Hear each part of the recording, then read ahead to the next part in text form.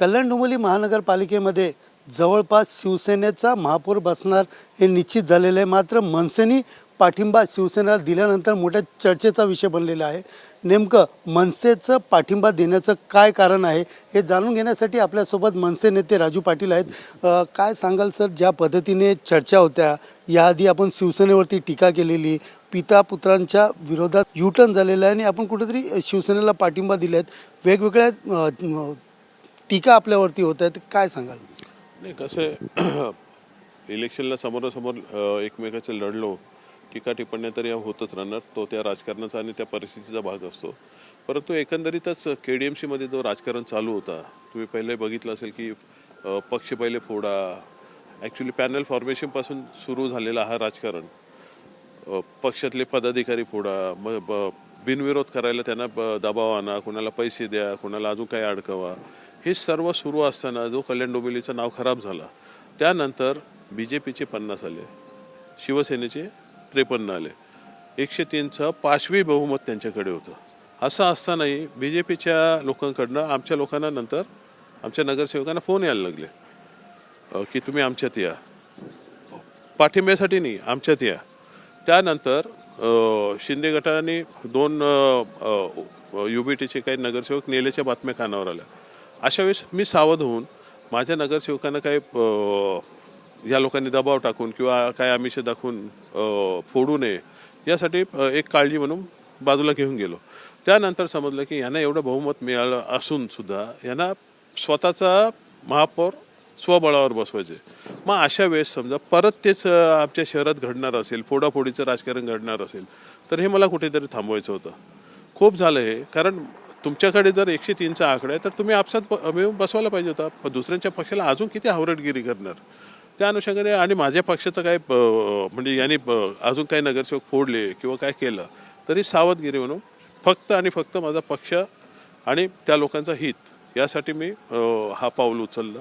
हा उचलतानाच एक विचार केला की KDMCची परिस्थिती अत्यंत वाईट आहे, KDMC कर्जात आहे आमची।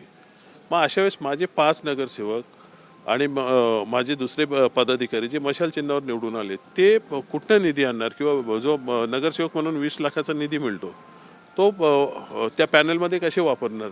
हे काय अख्ख्या पॅनलमध्ये निवडून नाही आले वन साईड, त्यामुळे तो एका पॅनलमध्ये तो पैसा दिसणार पण नाही कुठे, त्यांचा फिरण्यातच खर्च होऊन जाईल। तर अशा वेळेस कुठेतरी एक विचार केला की नगरविकास खातं शिंदेसाहेबांकडे, कुठेतरी त्याच्यातनं पैसा येईल आणि लोकांची कामं होतील, या एका उद्देशाने हे केलेलं आहे। आणि माझा पक्ष कसा टिकून राहील, माझा पक्ष कसा वाढेल, या प्रामाणिक हेतूने हे केलेलं आहे। मी काय माझे नगरसेवक कुठे विकलेले नाही आहेत। दुसरी गोष्ट पाहिली की निवडणुकीच्या वेळेला आपण खंबीरपणे आपले उमेदवार दिलेले, अनेक ठिकाणी आपले उमेदवार होते, मात्र ऐन निवडणुकीच्या वेळेला ज्या वेळेला उमेदवारी अर्ज मागे घेतात तेव्हा काही लोकांनी मागे घेतले, काही लोकांनी लढण्यास नकार दिला।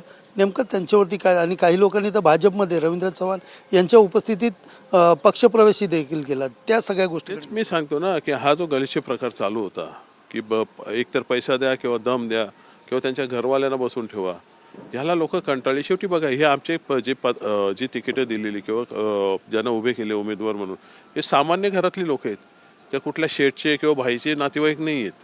त्यामुळे ते दबावाखाली त्यांनी हे गोष्टी केल्या आणि त्याच गोष्टी पुढे निकाल लागल्यावर पण चालू झाल्या। त्यामुळे या एकंदरीतच जो KDMCचं नाव खराब झालेलं आहे तो कुठेतरी चांगला व्हावा, एक बाजू का होईना, एक समजा स्थिर राहिली तर दरवर्षी तुमचे इलेक्शन येत असतात। मग ती स्थायी समितीचे सदस्यांसाठी असेल, प्रभाग समिती असतील किंवा बाकी इतर ठिकाणी, अशा वेळेस पण हे फोडाफोडी करतील। कुठली तरी एक बाजू मजबूत असली तर या घटना पुढच्या 5 वर्षात घडणार नाही, हा एक हेतू त्या मागचा होता की हे राजकारण कुठेतरी थांबायला हवं। संजय राऊत या सगळ्या गोष्टीवरती कुठेतरी त्यांनी नाराजगी व्यक्त केली, देशद्रोही त्यांच्याबरोबर तुम्ही गेलेले आहेत आणि मनसे देखील देशद्रोही असाचा आरोप त्यांनी आता केलेला आहे। राज ठाकरे देखील नाराज असल्याचं सांगतात, उद्धव ठाकरेंनी पण नाराजगी व्यक्त केली आहे की राज ठाकरेंना या सगळ्या गोष्टी माहिती नाही। त्यांच्या या आरोपाकडे तुम्ही कसं पाहता? नाही, मला बघा, आज वंदनीय बाळासाहेबांची 100वी जयंती आहे। या अशा पवित्र दिनी मला याच्यावर काही भाष्य करायचं नाही, परंतु माझी एक अपेक्षा त्यांच्याकडनं आहे की आम्ही जो गट स्थापन केला आहे त्यात एक तुतारी शरद पवार साहेबांच्या राष्ट्रवादीचा पण एक नगरसेवक आहे। मला वाटतं त्यांनी त्याच्यावरही भाष्य करावं आणि त्यानंतर मी त्याच्यावर बोलेन।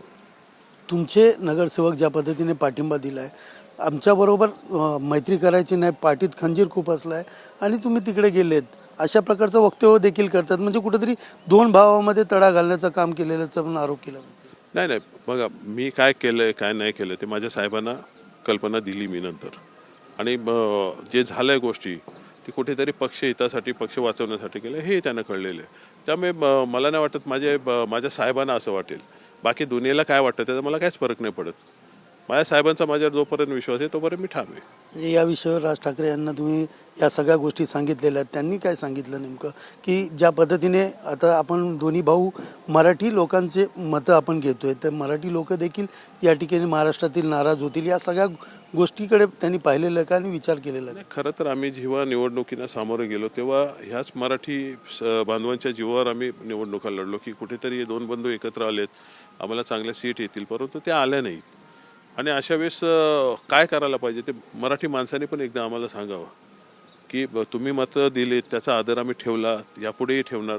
तुम्हाला जे आश्वासनं दिलीत ती कामातनं आम्ही दाखवणार. पण राजू पाटील किंवा त्याचे नगरसेवक हे विकले गेले नाही आहेत. आम्ही सत्तेत राहून काही गोष्टी आम्हाला करून घेता येतील ना. असं नाही की आम्ही त्या लोकांना वाऱ्यावर सोडलं आहे. त्यामुळे त्या गोष्टी होत राहतील. याच्यात सर्वात मोठी गोष्ट आहे की माझ्या पक्षाचा माझ्यावर असलेला विश्वास हा कुठेतरी कोणतरी फेक नेरेटिव्ह सेट करून कुठेतरी डळमळीत करण्याचा प्रयत्न करत होता. ते मी माझे मत मान्य राजसाहेबांना सांगितलेले आहे. प्रकाश आंबेडकरनी एक टीका केलेली आहे. त्यांनी असं सांगितलेलं आहे की मिश्रा नावाचा कोणतरी एक व्यक्ती आहे, उद्धव ठाकरेला भेटला, त्यानंतर या दोन्ही ठाकरे बंधूंमध्ये तडा गेलेला, दोन्ही लांब लांब गेलेत, एकमेकांच्या विरोधात गेले असं सांगतात ते.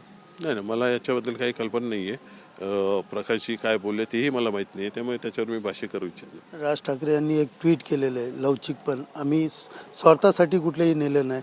नेमकं ते ट्विट कल्याण डोंबिवलीसाठी असल्याचं सगळे सांगतात. काय वाटतं तुम्हाला त्या ट्विटवर तुम्ही कसं आहे तो एक सरसकट केलेलं ट्विट असावं असं मला वाटतं की पर्टिक्युलर कल्याण डोंबिवलीसाठी नाही. परंतु त्याच्यातनं एक गोष्ट नक्कीच अधोरेखित होते की अशा गोष्टी करताना एखादी परिस्थिती तशी उद्भवली असेल याचा अर्थ आम्ही आमच्या भूमिकेशी प्रामाणिक नाही आहे असा होत नाही आहे. कधी कधी राजकारणात हा लवचिकपणा असला पाहिजे. त्या अनुषंगाने ते मला वाटतं ट्विट केलेलं आहे आणि त्यांचाच आदर्श घेऊन आम्ही चालतोय. आता ज्या टीका होतं ते की तुम्ही शिवसेनाबरोबर जायला नको हवं होतं, अशा प्रकारचं शिवसेनाकडनं ठाकरे गटाकडनं म्हटलं जाते. तुम्ही त्यांना नेमकं संजय राऊतांना काय उत्तर देणार? कारण काही ठिकाणी ते देखील गेलेले आहेत. हो, कणकवलीला ते थेट शिंदेसोबत गेलेले आहेत, चाकणला ते शिंदेसोबत गेलेले आहेत. त्यामुळे आणि इथे तुतारी आलेली त्यांना काही बोलत नाही. त्यांचा नक्की हेतू काय हे खरं तर तपासून बघायला पाहिजे. परंतु मी पुन्हा एकदा सांगेन की आजचा पवित्र दिवस आहे, माननीय बाळासाहेबांची 100वी जयंती आहे. त्यामुळे त्यांच्या या गोष्टीवर मी काहीच भाष्य करणार नाही. कल्याण डोंबिवलीचं राजकारण पाहिलं तर प्रदेशाध्यक्ष या ठिकाणी थान मांडून होते, अनेक वेळा तोडातोडी किंवा पक्षप्रवेश, भाजपमध्ये आपले जास्त पदाधिकारी गेलेले आहेत. काय वाटतं तुम्हाला की भाजप कुठेतरी संपवायला? आणि दुसरी गोष्ट, ज्या कारवाई असतील किंवा अनेक तुमच्या विरोधामध्ये कारवाई असतील त्या देखील आलेल्या, तर या भाजप कुठेतरी मनसे संपवायचं पाठी लागली. नाही, कुठेतरी भाजपचा जो राजकारण करण्याचा जो पोत घसरलेला आहे त्याचं सर्वात मोठं उदाहरण इथे दिसते. तुम्ही एखादा म्हणजे ज्या शिंदेमुळे ते आता सत्तेत आहेत किंवा तो पक्ष फोडून ते सत्तेत आहेत त्यांना संपवायला ते निघालेत. तर आम्ही खूप लहान आहोत पक्ष म्हणून, इथे ताकद म्हणून पक्षाची ताकद. भाजपची ही दानतच आहे की प्रादेशिक पक्ष संपवायचे आणि आपण राज्य करायचं. परंतु कुठेतरी असं मला वाटतं की त्याला इथे थोड्या प्रमाणात का होईना आम्ही आळा घातला. तुम्हाला पण अनेक ऑफर असतील किंवा दबाव असेल ज्या पद्धतीने, कारण तुम्ही नेते आहात, एकच नेते तुम्ही मनसेकडे होते आणि त्याच्यावरती पण मोठा दबाव. तुम्हाला या निवडणुकीमध्ये कुठल्या कुठल्या गोष्टीला सामोरं जावं लागलं? नाही, निवडणुकीत खूप गोष्टी झाल्या. पैशाचा अमाप वापर किंवा फोडाफोडी किंवा आमच्यात पण काही लोकांनी आता युबीटीने आमच्या 8 ठिकाणी हे केलेले उमेदवार उभे केलेले. त्यामुळे तो एक तोंड दाबून बुक्क्याचा मार सहन करत होतो मी. तर त्या गोष्टी आता सगळ्या निघालेल्या आहेत. जो रिझल्ट यायचा तो आलेला आहे. याच्यातनं सकारात्मक दृष्टिकोन ठेवून आम्ही कसं पुढे जायचं आणि त्या अनुषंगाने ह्या माझ्या 2 शहरांसाठी काय चांगलं देता येईल हाच प्रयत्न आहे. जे झालं ते गेलं, गंगेला मिळालं. तुमचाही एक उमेदवार आहे जो महापौर पदाचा दावेदार आहे. काय आता त्याच्यावरती पण चर्चा झाली की थोडं थांबले असते तर तुम्हाला महापौर पद मिळालं असतं, कारण भाजपमध्ये नव्हतं, अशा वेगवेगळ्या टीका करतात. भाजपला आम्ही तर अछूतच आहोत ना. आम्ही थांबलो असतो म्हणजे आमचा मुद्दा मान्य आहे का त्यांना, मराठी विषयीचा, परप्रांतीय विषयांचा? चला उद्या सोडून देतो आम्ही हा विषय. भाजपने जाहीर करावा की मान्य राजसाहेबांनी परप्रांतीयांविषयी घेतलेला मुद्दा त्यांना मान्य आहे, त्याला समर्थन आहे, आम्ही त्यांच्यासोबत जायला तयार आहोत. आता सगळ्यात शेवटचा प्रश्न आहे. आता 2 ठाकरे गटाचे उमेदवार जे गायब आहेत त्यांनी आरोप लावला की 24 तासात नाही आलं तर पोलीस तक्रार दाखल करणार. मनसेचे म्हणजे त्यांचे उमेदवार तुम्ही नेलेले असा तुमच्यावर देखील आरोप आहे. माझे जे उमेदवार आहेत ते माझा एक विद्यार्थी शहर अध्यक्ष आहे विद्यार्थी शहर सेनेचा आणि एक विभाग अध्यक्ष आहेत आणि ते फिरत आहेत, ते त्यांच्याही संपर्कात आहेत, माझ्याही संपर्कात आहेत. जेव्हा त्यांना वेळ पडेल त्यांनी त्यांचा व्हीप झुगारला तर त्यांना आम्ही नेले किंवा डावलून ठेवलं असं होईल ना.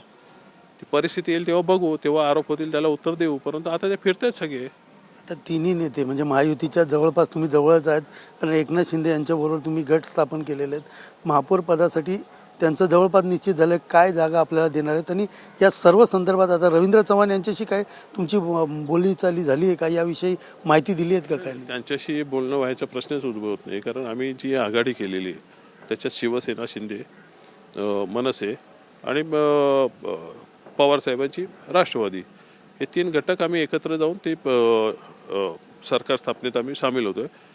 अर्थातच BJP आणि शिंदे शिवसेना यांची युती होती, ते एकत्रच असणार आहेत. त्यामुळे तो काय त्यांच्याशी बोलण्याचा प्रश्न आहे. आमच्या ज्या काय बोलण्या होतील किंवा वाटाघाटी होतील त्या सर्वशी ह्या गटाला अनुषंगारून होईल. आमच्या काय नेमकं कुठल्या कुठल्या जागा देणार आहेत, काय नेमकी तुम्ही मागणी काय केले? कारण एवढ्या वर्षानंतर आपण पाहिलं तर सत्तेमध्ये नेहमी विरोधकाची भूमिका KDMचे मांडले, आता सत्तेत जाणार आहेत. काय नेमकं विकासासाठी तुम्ही विजन ठेवले? कसे काही पद किंवा काही अजून समित्या, कमिट्या, स्टँडिंग महापौर, उपमहापौर हे काय करायचं ते आमचं आम्ही बघून घेऊ, परंतु त्यासोबत आम्ही एक कॉमन मिनिमम प्रोग्राम घेऊन जाणार आहोत की ह्या आमच्या काही गोष्टी आहेत ह्या तुम्ही करा आणि ते व्हायला पाहिजे त्या शहराच्या याच्यासाठी. ज्याला उदाहरणार्थ डोंबिवलीचा पूर्वेचा स्टेशन परिसर जर आता ठरवलं तर तो अख्खा खाली होऊ शकतो, त्याला काय पैसे नाही लागत. काही गोष्टी ज्या बिना पैशाच्या KDMC करू शकतो प्रशासन म्हणून त्या आम्ही करायला लावू, ती आमची मागणी असेल. लोकांना चांगले फुटपाथ कसे मिळतील, खूप छोट्या छोट्या काही गोष्टी आहेत. बाकी जो निधी असायला पाहिजे किंवा नगरविकास खात्याकडनं किंवा पालिकेच्या याच्यातनं तो निधी कसा मिळेल जास्तीत जास्त आमच्या नगरसेवकांना, आमचा पक्ष कसा वाढेल याची काळजी आम्ही नक्की घेऊ. एकंदरीत गेल्या काही दिवसापासून ज्या टीका चालू होत्या आणि त्या टीकेला प्रत्युत्तर देत या ठिकाणी भाजप आम्हाला आव्हान करत असेल किंवा भाजपांना राज ठाकरे यांचं महाराष्ट्र आणि मराठीवरचं प्रेम अछूतपण बाजूला टाकून त्यांनी आम्हाला हात पुढे केला तर आम्ही त्यांच्यासोबत हात देखील मिळू, अशा प्रकारचं त्यांना प्रत्युत्तर जे आहेत ते भाजपला देखील या ठिकाणी राजू पाटील यांनी दिलेलं पाहायला मिळत आहे. कॅमेरा पर्सन मोहन दुबेसह सुनील जाधव, TV9 मराठी, डोंबिवली.